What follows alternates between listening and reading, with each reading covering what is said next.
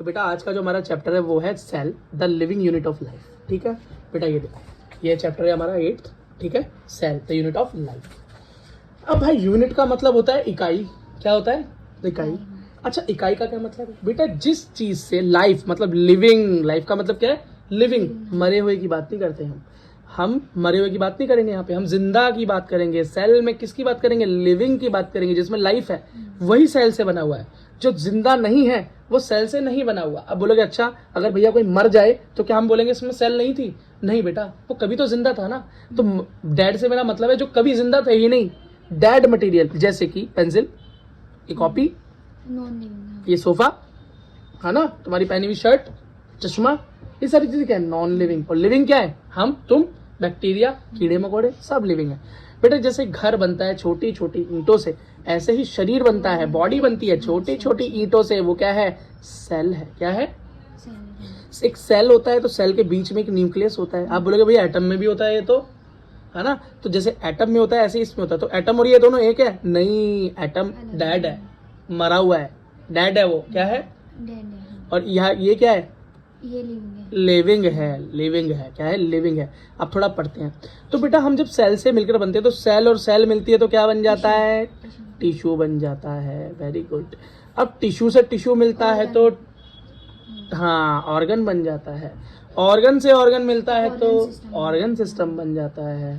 और वैसे ही बेटा उसको इसे ही ऑर्गन सिस्टम को ही बॉडी बोलते हैं। और तुम इसके आगे क्या समझ बना दोगे इसको?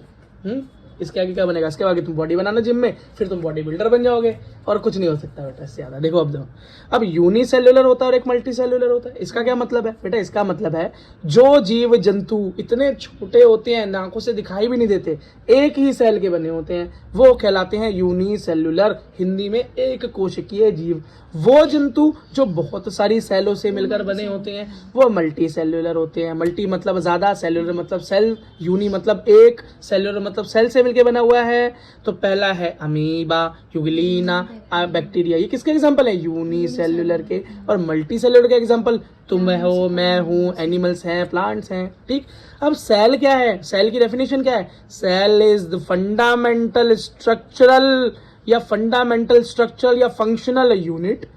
फंडामेंटल का मतलब होता है बेसिक। क्यों बेटा? हमारे सारी शरीर को चलाने वाली, बनाने वाली यही है। तो बेसिक तो यही हुआ ना। एक एक ईंट मकान से निकालते जाओ, मकान गिर पड़ेगा। बेटा हमारे शरीर की एक्टिविटीज से मेरा मतलब भागना दौड़ना नहीं, एनर्जी बनाना, ऑक्सीजन का यूज करके खाने को पचाना, मेमोरी को स्टोर रखना, डिवीजन करना, आपके शरीर को रिपेयर करना, बढ़ाना, ये सब कौन करता है? सारे काम टोटल सेल कर रही है। इसलिए वो हमारी बेसिक यूनिट है, फंडामेंटल यूनिट है। और फंक्शनल भी है। अगर सेल जिंदा है, फंक्शन कर रही है, एक्टिविटीज कर रही है, तभी तो हम जिंदा है। जिस दिन हम मर जाएंगे तो समझ लेना हमारी सेल्स ने फंक्शन करना बंद कर दिया। एक कंडीशन होती है बेटा, जब सेल कुछ ज्यादा काम करने लगती है, अपनी जरूरत से भी ज्यादा, ब्रेक फेल हो जाते हैं सेल के। सेल डिवीजन करती है, एक से सेल का बनती है दो, दो से चार। बेटा वो क्या होता है? ब्रेक ही फेल हो जाते हैं, पता नहीं कितनी कितनी बढ़ने लगती है, रुकती नहीं। उसे बोलते हैं कैंसर। और फिर उसे ठीक नहीं कर सकते।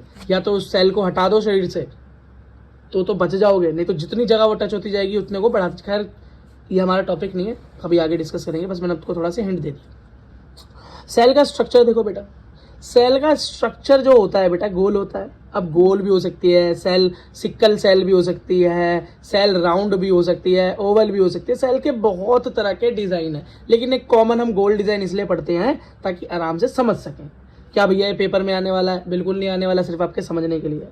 ठीक है, फिगर्स तो आपकी बेटा बड़ी बड़ी आएंगी, वही 9th क्लास में जो आप पढ़ के आए थे, गोल्जी बॉडी, राइबोसोम, लाइसोसोम, वही सारी चीजें आने वाली है। बस अब इस बार जूम कर करके बताएंगे आपको। पिछली बार तो थोड़ा बहुत बताया था, कुछ कम फंक्शन बताए थे। अब आपको एक एक लाइन में प्योरली उनकी डिटेल्स बताई जाएंगी। ठीक।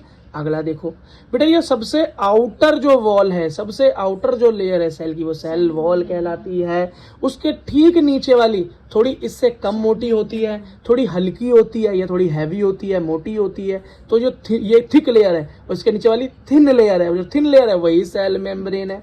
क्या है? सेल मेम्ब्रेन है। उसके अंदर लिक्विड भरा हुआ है। क्या भरा हुआ है? लिक्विड भरा हुआ है। ये जो लिक्विड है ये कहलाता है साइटोप्लाज्म। साइटो का मतलब होता है सेल और प्लाज्मा का मतलब होता है लिक्विड। तो साइटोप्लाज्म मतलब सेल का लिक्विड। किसका? सेल का लिक्विड। अब उसके ठीक नीचे आपको दिखाई दे रही है एक और मेम्ब्रेन, एक और लेयर। तो यहाँ पर मेम्ब्रेन अंदर नहीं मिलेगी, मैं अगर मेरी बात को ज़्यादा दिमाग पे लगाना, दिल पे मत लेना। अंदर जो आपको लेयर दिखाई दे रही है ये मेम्ब्रेन है, वॉल नहीं है। क्यों बेटा, बाहर एक ही तरफ वॉल एग्जिस्ट कर सकती है, दो तरफ नहीं कर सकती। तो ये हमारी न्यूक्लियस के पास है, न्यूक्लियस को कवर करती है, तो ये न्यूक्लियर मेम्ब्रेन है। क्या है? न्यूक्लियर में। अब न्यूक्लियस के अंदर भी कुछ लिक्विड भरा हुआ है, इसके पास भी अपने कुछ सामान है, जैसे क्या है, हमारी इंफॉर्मेशन, जैसे DNA, RNA, इसके पास है क्रोमोजोम, ये जीन्स वीन्स, ये सब इसके अंदर है हमारे पास, है ना।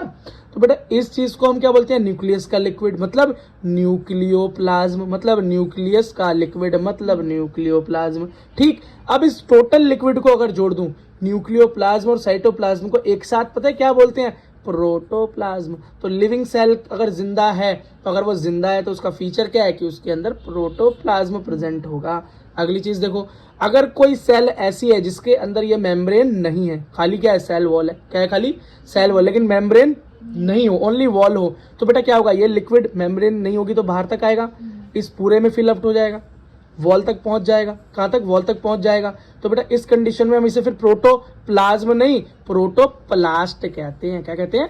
प्लास्ट, क्योंकि ये कर देता है न्यूक्लियर मेम्ब्रेन, सेल मेम्ब्रेन को ब्लास्ट, और निकल जाता है बाहर और पहुंच जाता है न्यूक्लियर सेल मेम्ब्रेन तक पहुंच जाता है, वॉल तक पहुंच जाता है, इसलिए कहलाता है प्रोटोप्लाज्म। क्या यार फंबल हो रहा है आज, सॉरी। अगला देखो, एक और चीज देखो, discovery of cell and nucleus. भैया इसको सबसे पहले खोजा किसने था? तो इस सब पहला ऐसा नाम है जिसको हमें रटवा दिया गया था 9th क्लास में, रॉबर्ट हुक। इस नाम को जिसने याद कर लिया, बाकी सारे नाम उसको याद हो जाएंगे। पहली बार रॉबर्ट हुक ने, किसने? रॉबर्ट हुक ने सेल की डिस्कवरी की। किसमें की? कॉर्क कैम्बियम में की।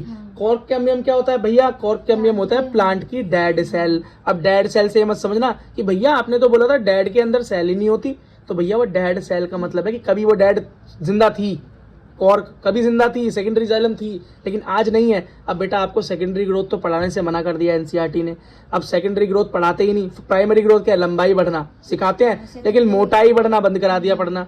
तो अब मैं आपको कैसे बताऊं कि जब सेकेंडरी प्राइमरी जाइलम फ्लोएम, उसके बाद जब सेकेंडरी जाइलम तैयार होता है, एंड में जाके वो कॉर्क कैम्बियम लकड़ी का रूप लेता है, वहां पर देखा। और बेटा वो सेकेंडरी ग्रोथ करने के बाद डेड हो जाते हैं सेल्स। क्या हो जाते हैं? डेड हो जाते हैं। बस ज्यादा सीरियस लेने की जरूरत नहीं है, ये आने वाला नहीं एग्जाम में। सिर्फ कॉर्क के अंदर खोज हुई इतनी बात पूछेंगे, और वो डेड प्लांट सेल होती है इतनी सी बात पूछेंगे, बात खत्म। अगला देखो, तो जो नेचर उसको मिला, कैसा मिला? सेल का नेचर था, मैंने आपको क्या बताया? जो मरी हुई सेल होगी, जो सेल मर जाएगी उसको प्रोटोप्लाज्म सूख जाएगा। प्रोटोप्लाज्म क्या होता है? साइटोप्लाज्म प्लस न्यूक्लियोप्लाज्म, दोनों नहीं मिलेंगे, सूख चुके होंगे, तो वो डेड कहलाएगी। तो उसके अंदर क्या होगा? ये दोनों चीजें एब्सेंट होंगी, प्रोटोप्लाज्म। अगला, विजिबल, सिर्फ सेल वॉल नजर आई उसको। क्या? सिर्फ सेल वॉल नजर आई, क्योंकि बेटा उस टाइम पर इतने हाईफाई इलेक्ट्रॉनिक और हमारे माइक्रोस्कोप नहीं था, टूल्स नहीं थे। आगले वाले जो साइंटिस्ट है हमारे पास, उनके पास थोड़ी फैसिलिटी रॉबर्ट हुक से ज्यादा है। तो पहली बार जिंदा सेल किसने देखा? जिंदा मरा हुआ तो रॉबर्ट हुक ने देखा, जिंदा किसने देखा? बेटा उनका नाम था ल्यूवेन हुक। क्या नाम था? Leeuwen hook. तो देखो रॉबर्ट हुक का हुक तो आज भी बरकरार है, बस ल्यूवेन हो गए। क्या हो गए? ल्यूवेन। एल से लिविंग, एल से ल्यूवेन, याद हो जाएगा। एल से लिविंग, एल से ल्यूवेन। तो लिविंग सेल ल्यूवेन हुक ने ढूंढी। कहाँ ढूंढी? बैक्टीरिया में ढूंढी। किसमें ढूंढी? बैक्टीरिया में। अब न्यूक्लियस किसने ढूंढा? तो न्यूक्लियस ढूंढा रॉबर्ट ब्राउन ने। अब देखो रॉबर्ट हुक का हुक था यहाँ पर, तो रॉबर्ट हुक का रॉबर्ट रह गया यहाँ पर, और बस ब्राउन हो गए रॉबर्ट जी, तो वो न्यूक्लियस ढूंढ पड़े। कितना आसान हो गया। अगला देखो बेटा, अब जब डिस्कवरी ऑफ इलेक्ट्रॉनिक माइक्रोस्कोप हुई, इलेक्ट्रॉन माइक्रोस्कोप हो गया, तो भैया सेल को स्टडी करना और भी आसान हो गया, सेल के स्ट्रक्चर्स को देखना और भी आसान हो गया। अब तो भैया हम उसमें ऐसी ऐसी चीजें देख पाते थे जो रॉबर्ट हुक ने अपने सपने में भी नहीं देखी होगी। समझ में आ गया। अगला देखो बेटा, इसके बाद हमें मिली सेल थ्योरी। बेटा मैं सुननी है सेल थ्योरी, वेरी इंपॉर्टेंट और बहुत आसान। बेटा सेल थ्योरी का मतलब है कि सेल के बारे में क्या कहा गया। क्या? सेल के बारे में क्या कहा गया। तो पहली बार, सबसे पहली बार जो सेल थ्योरी दी वो थे स्केल्डेन। क्या नाम था उनका? स्केल्डेन। और दूसरे थे सचवान। क्या नाम थे? सचवान। सच बोलते थे पहले वाले झूठ बोलते थे? ये तो उनसे जाके पूछो भैया। पहले थे स्केल्डेन और दूसरे थे सचवान। स्केल्डन जो थे जर्मनी के थे, सचवान हमारे ब्रिटेन के थे, है ना। ये बॉटनी वाले थे और ये जूलॉजी वाले थे, है ना। ये कौन थे? बॉटनी वाले और ये जूलॉजी वाले, मतलब एनिमल वाले और प्लांट वाले। इन्होंने सेल थ्योरी दी थी 1838 में और इन्होंने दी थी ठीक एक साल बाद 39 में। ठीक, जरा सचवान की थ्योरी पढ़ते हैं। वैसे देखो, अगर बॉटनी वाले ने की होगी तो प्लांट्स पे ही की होगी, इतनी सी बात थी। अगला देखो बेटा, ये भी हमारे सचवान जो हैं ऐसे जूलॉजिस्ट हैं जो कि प्लांट में भी बड़ा इंटरेस्ट रखते हैं। और सही बात तो बताऊं, इन्होंने स्केल्डन की थोड़ी सी थ्योरी पढ़ रखी थी एक साल पहले, इसलिए थोड़ा ज़्यादा जानते थे। तो एनिमल के बारे में और प्लांट के दोनों के सेल के बारे में उन्होंने ये थ्योरी दी कि भैया एनिमल की सेल जो होती है वो तो बड़ी थिन लेयर से कवर होती है।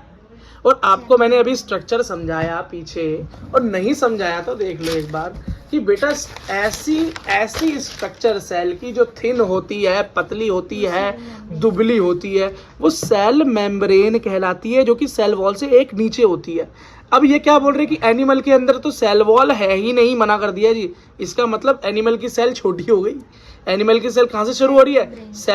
सेल मेम्ब्रेन से शुरू हो रही है। इनका ये कहना था, इनकी सेल थ्योरी ने ये बोला जी पहले एनिमल्स के बारे में। ठीक है, अगली बात क्या बोली इन्होंने, तो समझ में आ गया। एनिमल सेल में क्या मिलेगी? सेल मेम्ब्रेन, सेल वॉल नहीं होगी। प्लांट के अंदर सेल वॉल होगी। तो एक बात बताओ, एनिमल की सेल कमजोर मतलब मेम्ब्रेन वो नहीं है, और प्लांट की मजबूत सेल वॉल है उनके, इसके पास मेम्ब्रेन, उसके पास वॉल, यहाँ पर थिन, यहाँ पर मोटी। ऐसा क्यों भगवान? तो भगवान ने ऐसा इसलिए किया क्योंकि एनिमल्स को दिया है स्केलेटन सिस्टम, हड्डियों का ढांचा खड़ा होने के लिए। प्लांट्स के पास क्या है? तो सेल तो मजबूत बनानी पड़ेगी। और बेटा याद रखना, एनिमल जब मांस वगैरह खाते हैं, है ना, तो हम जो हमारी जो आंतें होती हैं वो छोटी होती हैं, इंटेस्टाइन क्या होती है? स्मॉल होती हैं, रूमिनेंट स्मॉल होते हैं। लेकिन प्लांट्स को खाते हैं ना जो जानवर प्लांट खाते हैं, उनकी लंबी आंतें होती हैं। क्यों? क्योंकि बेटा उन्हें सेल वॉल डाइजेस्ट करनी है। सेल वॉल क्या होती है? ज़्यादा मुश्किल है, ज़्यादा हार्ड है। इसके और भी फैक्टर हैं, पर उन फैक्टर्स में से एक फैक्टर ये भी है। आई थिंक ये बात आपको क्लियर हो गई होगी। भैया बोलोगे भैया क्या ये इस ही टॉपिक का कुछ है क्या? इस चैप्टर में कुछ है? नहीं बेटा, बस एक्स्ट्रा में बता रहा था। लेना तो लो, नहीं तो कचरे में डालो। अगला देखो, थ्रोबैक मतलब ड्रॉबैक। ड्रॉबैक का मतलब होता है जी कमी। क्या कमी? ऐसी क्या कमी हो गई जो कि सेल थ्योरी आगे चली नहीं? तो इसका मतलब चली नहीं क्या? हाँ बेटा, ये सेल थ्योरी चलती तो रही, लेकिन ये कहाँ पर आकर फेल हो गई? जब इन्हें मिला वायरस। कौन मिला? और वायरस क्या चीज है कि भाई जब तक होस्ट नहीं मिलता तब तक तो लगता है मरा हुआ, सेल ही नहीं है उसके अंदर। और जैसे ही होस्ट मिल जाता है जिंदा हो जाता है भाई, पता ही नहीं चलता जिंदा है कि मरा हुआ। तो लिविंग और नॉन लिविंग के बीच का एक कनेक्टिव लिंक है जी वायरस। क्या है? और हमारी कोई दवाई इसे मार भी नहीं पाती, सिर्फ इससे रोकथाम मुमकिन है, इसे किल करना बड़ा मुश्किल है। तभी तो कोरोना की वैक्सीन बनाने में इतना टाइम लग गया, क्योंकि कोरोना इज अ वायरस। कौन सा वायरस? कोविड। ठीक है, हाँ ना। देखो, how many cells are form, मतलब एक तो ये नहीं बता पा रहे थे, सेल डिवीजन के बारे में कुछ नहीं पता था, सेल कैसे डिवाइड होती है आगे कुछ नहीं पता। और वायरस के केस में तो पूरी तरीके से फेल हो गए। ये बेटा सेल थ्योरी का अंत हुआ। अब सेल थ्योरी की फर्स्ट अंत के बाद जब पहली फेल हो गई तो किसी ने बढ़िया वाली भी तो दी होगी जिसके अंदर ये कमियां नहीं होंगी, जिन्होंने सेल के डिवीजन के बारे में बताया होगा, है ना। तो वो थे, हाँ वो थे हिटलर के दूर के चाचा के लड़के। मजाक कर रहा हूँ, हिटलर इसलिए बोल रहा हूँ, याद रहेगा नाम, क्योंकि हिटलर का नाम क्या था? Rudolf Hitler. क्या है? सॉरी बेटा, रुडोल्फ नहीं, क्या था? एडोल्फ। क्या था? एडोल्फ। पर बेटा उससे थोड़ा रिलेट कर सकते हो, तो एडोल्फ और रुडोल्फ थोड़ा रिलेट कर सकते हो। तो रुडोल्फ, हिटलर मत लिख लेना कहीं भूल जाओ। विर्शु या वर्षो, क्या विर्शु या वर्षो जो तुम्हारा नाम हो वो बोल देना। 1855 में, कितना? 1855 में क्या लेकर आए? एक ऐसी फाइनल सेल थ्योरी लाए जिसमें पहली वाली कमियां नहीं थी। कमी क्या पूरी की कि all living cell composed of cell. उन्होंने बोला कि जितने भी लिविंग चीज़ें हैं, ऑर्गेनिजम्स हैं जो जिंदा है, सब में सेल है। तो आप बोलोगे भैया पहले वाले ने भी ये बात बता दी थी, इसने क्या नई बात बता दी? इन्होंने अब सेल के डिवीजन की बात भी करी है। देखो, इन्होंने बोला कि पुरानी सेल ही डिवाइड होकर नई सेल बनती है, नई सेल अपने आप कहीं से नहीं बनती, पुरानी सेल ही डिवाइड होकर नई सेल्स को जन्म देती है। ठीक है, क्या? New sales arise by division of क्या ओल्ड या प्री एग्जिस्टिंग सेल्स, पहले वाली सेल्स ही डिवाइड होकर नई सेल्स बनती हैं। ये किसने बताया? हमारे रुडोल्फ वर्शो ने बताया, ठीक है। और बेटा इसने ये बात ऐसे नहीं बोली, ये बात उसने लैटिन भाषा में बोली, बायोलॉजी की भाषा में बोली। क्या बोला? ओमनिस सेल्यूला ए सेल्यूला, कि भैया नई सेल पुरानी सेल से ही बनती है, ओमनिस सेल्यूला ई सेल्यूला। जब बोले भैया नीट में आएगा कि आज तक तो आया नहीं, अब क्यों आएगा? बस अच्छा लग रहा था थोड़ा सा तो बता दिया। अगला देखो, अब जरा सेल के बारे में एक चीज और देखो कि सेल को देखो कहाँ कहाँ से देखा जा सकता है, ओवरव्यू क्या है सेल का। तो ह्यूमन की चिक सेल, मतलब अपने मुंह के अंदर हाथ डालो और अपने गाल की तरफ उंगलियां लगाओ और खींचो, हल्की सी बेटा खाल उतर कर हाथ में आ जाती है, कई बार मोस्टली आ जाती है, अब भी आ सकती है ना। सर्दियों में ये केस ज्यादा होता है, और जब मुंह बहुत सूख जाए तब भी होता है।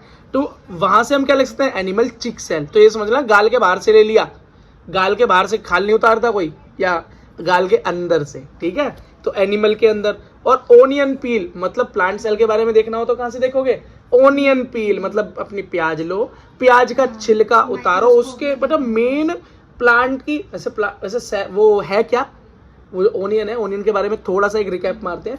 ओनियन बेटा एक ऐसी लीफ है ओनियन क्या है? एज अ लीफ, पत्ती। और बेटा बहुत तरीके से कंडेंस, वेरी कंडेंस्ड फॉर्म में लगी हुई है। तो the most condensed form of leave is onion, प्याज, ठीक है। तभी तो रुलाती है जब खुलती है। तो बेटा जब उसका हम छिलका उतारते हैं और मेन प्याज पे जाते हैं, उससे पहले हम क्या उतारते हैं? बड़ी महीन सी पतली सी एक लेयर होती है सफेद रंग की, है ना, उसे बोलते हैं बेटा झिल्ली, प्याज की झिल्ली, ओनियन पील। वहां पर हम प्लांट सेल का ऑब्जर्वेशन कर सकते हैं, ठीक है। तो वहां पर हमें क्या मिलेगा? प्लांट सेल में सेल वॉल। और यहां पर हमें क्या मिलेगी? एनिमल के केस में outer layer, cell membrane, cell wall नहीं मिलेगी। अब बेटा हमें पढ़ना है prokaryotic cells and eukaryotic cells के बीच में डिफरेंस।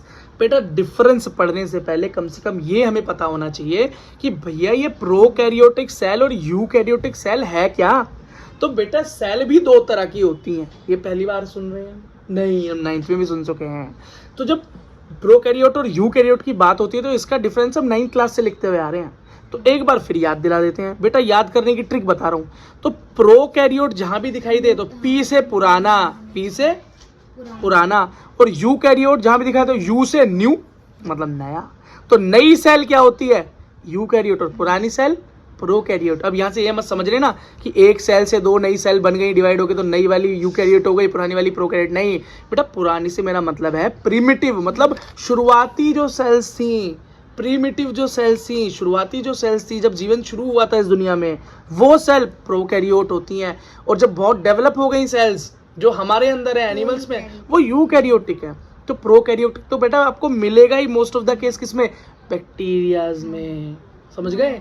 बोन, बहुत छोटे मोनेरा जो होते हैं वो क्या है? हमारे प्रोकैरियोटिक सेल्स हैं, है ना, नॉन वेल डेवलप। अब क्या चीजें कम है, क्या चीजें ज्यादा है, थोड़ा एक ओवरव्यू ले लेते हैं। देखो बेटा, एक तो इनका न्यूक्लियस ढका ही नहीं होता, और यूकैरियोट नई सेल, डेवलप सेल्स का ढका होता है। क्या मतलब है, जरा इसका समझते हैं थोड़ा सा। देखो बेटा, देखो ये टाइम मैं लगा रहा हूं, तो ये टाइम बेटा इसलिए लगा रहा हूं कि आप जब इसे समझो तो ऐसा समझो कि फिर भूल ना पाओ। अब मैंने ये सुना था कि भैया बीच में एक न्यूक्लियस होता है। अब न्यूक्लियस पता कैसे चलेगा? क्योंकि उसके ऊपर एक कवरिंग होती है, इसे न्यूक्लियर मेम्ब्रेन बोलते हैं या न्यूक्लियस मेम्ब्रेन बोलते हैं। वो है ही नहीं किसमें? प्रोकैरियोट के केस में वो है ही नहीं। तो न्यूक्लियस के अंदर क्या है हमारे पास? डीएनए, आरएनए, राइबोसोम, ये सारी चीजें बेटा। जेनेटिक मटेरियल भी क्या है? बाहर आ गया, मिल गया। किसमें मिल गया? और यहाँ पर क्या मिलता है? साइटोप्लाज्म। तो ये तो साइटोप्लाज्म में जाकर मिल गया, तो ये मिक्स हो गया। क्या हो गया? मिक्स हो गया। लेकिन बात करें हम यूकैरियोटिक केस में, तो वहां पर न्यूक्लियस क्या होता है? न्यूक्लियर मेम्ब्रेन से कवर होता है, सारी चीजें अंदर सुरक्षित रहती हैं। तो यहाँ का न्यूक्लियस क्या है? ट्रू न्यूक्लियस है, ट्रू दिखाई दे रहा है। पर यहाँ तो न्यूक्लियस ढूंढने से भी नहीं मिल रहा। तो यहाँ का न्यूक्लियस क्या है? कहने को ही न्यूक्लियस है, हम तो इसे झूठा कहेंगे। क्या कहेंगे? झूठे हो आप। क्या हो? आप झूठे हो, झूठे न्यूक्लियस। तो समझ में आ गया? इसे हम क्या बोलते हैं? Well defined. और इसे क्या बोलते हैं? Non well defined. कुछ भी बोल लो, बात एक ही है, गाली देने का तरीका अलग है, सिर्फ ये समझ लो, है ना। अगला देखो भाई, तो न्यूक्लियर मेम्ब्रेन प्रेजेंट एब्सेंट है ही नहीं, यहाँ पर प्रेजेंट है। तो न्यूक्लियस कैसा है भैया? डिफाइंड ही नहीं है, नॉट वेल डिफाइंड, पता ही नहीं, फॉल्स है। पर यहाँ पर तो डिफाइंड है, दिखाई दे रहा है, ट्रू है। अगला डीएनए क्या है? नेकेड है। क्या है? नेकेड है। डीएनए नेकेड का मतलब क्या है? डीएनए के ऊपर कोई कवर ही नहीं है। और डीएनए कहाँ है भाई? होता है डीएनए आरएनए का होता है, न्यूक्लियस में होता है। न्यूक्लियस पे कोई कवर ही नहीं है, बेचारा नेकेड है, घूम रहा है इधर उधर, साइटोप्लाज्म में घूम रहा है। तो कैसा है हमारा डीएनए? कैसा है? नेकेड। यहाँ पर कवर्ड। ठीक है, यहाँ पर डीएनए कहाँ मिलेगा? ढूंढोगे तो भैया साइटोप्लाज्म में ढूंढना पड़ेगा, मिक्स हो गया साइटोप्लाज्म में, वहां ढूंढना पड़ेगा। और यहाँ पर डीएनए कैसे मिलेगा तुम्हें? भैया कवर्ड मिलेगा, तो न्यूक्लियस के अंदर मिलेगा। कहाँ मिलेगा? अंदर मिलेगा, है ना बेटा। यहाँ पर डीएनए कैसे होता है? डबल स्टैंडर्ड, और यहाँ भी डबल स्टैंडर्ड। अब बोलोगे भैया ये तो नहीं पता हमें डबल स्टैंडर्ड क्या होता है। बेटा 9th में तो पढ़ा था, फिर याद दिला देता हूँ। देखो डबल स्टैंडर्ड हमारा डीएनए एक सीढ़ी की तरह होता है। कैसा? सीढ़ी की तरह। सीढ़ी देखिए अपने घर के अंदर, तो ऐसा होता है। देखो डीएनए, उसके अंदर 2 स्टैंड होते हैं, ये आपस में से जुड़ा है। अब इसके अंदर उसके अंदर दोनों में सिंगल स्टैंड मिलेगा, मतलब कहीं कहीं सिंगल स्टैंड भी मिलता होगा। हाँ मिलता है। हमारे वायरस जो है ना, वायरस भाई साहब, उसके अंदर एक केस ऐसा है कि आपको डीएनए भी सिंगल स्टैंड मिल जाता है। आगे देखो समझते हैं बेटा। यहाँ पर एक तरफ तो आती है मम्मी से और एक तरफ आती है पापा से। पापा के कैरेक्टर यहाँ मम्मी के कैरेक्टर, दोनों जब मिलते हैं तो डबल स्टैंड बनता है और बनता है डीएनए। और अब बोलोगे भैया लेकिन प्रोकैरियोट के अंदर तो आते हैं बैक्टीरियाज वगैरह, मोनेरा, जिसमें तो पापा ही पापा है, मम्मी कोई है ही नहीं, या मम्मी है, पापा कोई है ही नहीं। जैसे अमीबा तो खुद ही मोटा होता है, खुद ही बच्चा बन जाता है। उसके अंदर तो कोई मम्मी है ही नहीं, तो मम्मी का स्टैंड कहाँ से आएगा? तो हम बोलेंगे भगवान ने इन्हें मम्मी और पापा दोनों का स्टैंड पहले से ही दे के भेजा है, पहले से ही दे के भेजा है। तो जब भी ये डिवाइड करता है, आगे बढ़ता है, तो ये क्या बनाता है? हमेशा डबल स्टैंडर्ड ही बनाता चला जाता है, कॉपी बनाता चला जाता है। बात समझ में आ गई बेटा? ये जो जितने भी और भी डाउट इसके अंदर आते जाएं, तो उसे यहाँ सॉल्व मत करने लगो। इसके लिए एक सेपरेट चैप्टर है आगे। क्या है चैप्टर का नाम? Cell cycle and division cell division में पढ़ेंगे ये सारी चीजें, मस्त पढ़ेंगे, टेंशन नहीं लेने का। ठीक है, अगला देखो बेटा। सेल मेम्ब्रेन प्रेजेंट होगी, सेल मेम्ब्रेन तो है ही, पर यहाँ भी सेल मेम्ब्रेन क्या है? प्रेजेंट होगी, है ना। अच्छा बेटा याद रखना, ये कैसे होते हैं? Small in size. कैसी होती हैं? प्रोकैरियोट सेल्स हमारी छोटी होती हैं, ये वाली बड़ी होती हैं भैया। अमीबा, अब सॉरी हमारा बैक्टीरिया वगैरह कैसे छोटे छोटे, और ये हम कैसे बड़े। ठीक है बेटा, आज के लिए इतने ही डिफरेंस काफी है।